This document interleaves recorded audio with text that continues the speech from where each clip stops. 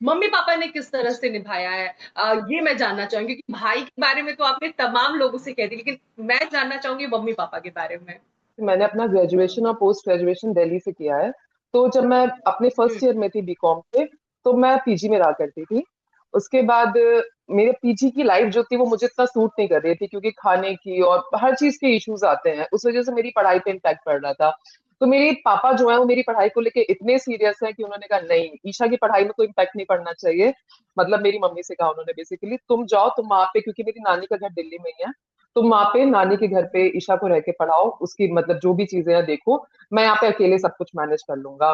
तो सिचुएशन कुछ ऐसी बनी कि ट्वेल्थ के बाद से मेरे पापा अकेले घर में रहते थे, वो बैंक में जॉब करते थे जैसा कि मैंने बताया।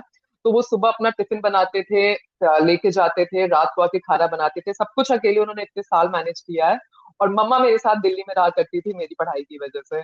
तो उन्होंने जो हुँ। करा है, पापा इस उम्र में बेसिकली, वही एक उम्र हो जाती है सब पेरेंट्स की भी, उन्होंने इस उम्र में सब चीजें, पूरा घर संभाला, खुद को संभाला। और मम्मा वहां पे मुझे मेरी पढ़ाई में मेरे साथ थी।